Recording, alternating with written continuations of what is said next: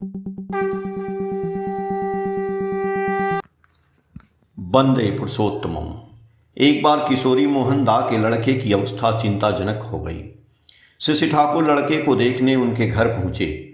किशोरी दा के लड़के की अवस्था देखकर श्री ठाकुर बोले, डॉक्टर गीता देना तो।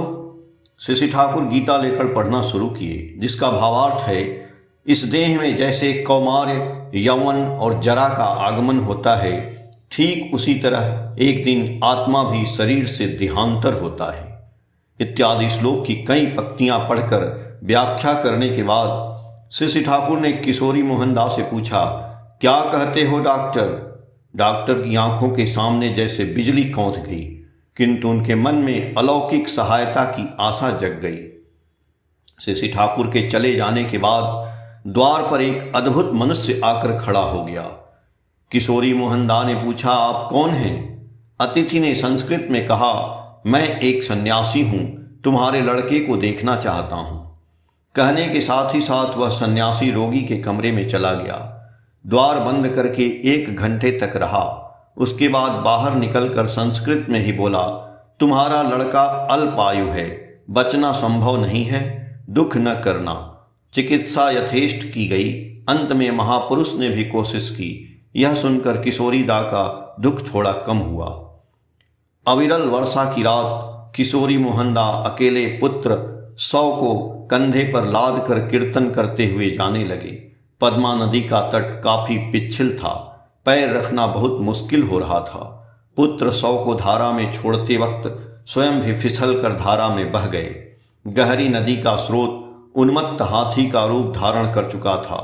वे 100 के साथ साथ स्वयं पद्मा के स्रोत में बहते हुए बहुत दूर एक झाड़ी में फंस गए। दुर्बल शरीर में चेतना प्रायः लुप्त हो गई थी।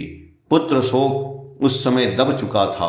इस विपत्ति में पड़कर विपद भंजन की याद आते ही पुकारे, ठाकुर गुरुदेव। साथ ही साथ उत्तर मिला, डरो मत डॉक्टर, मेरा हाथ पकड़ो।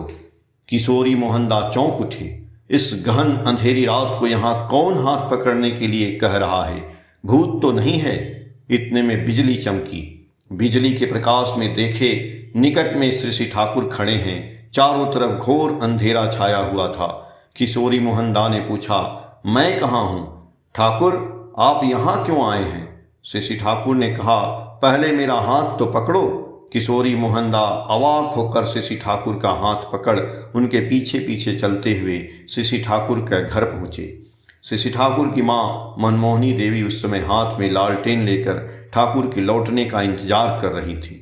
घर से निकलते समय श्री ठाकुर माँ से कहकर गए थे कि लौटने में देर हो सकती है, मैं किशोरी मोहन को लेकर ही लौटूंगा। यह सब कुछ किशोरी मोहन दा के लिए स्वप्न के जैसा था। श्री ठाकुर अनुकूल चंद्र से। जय गुरु।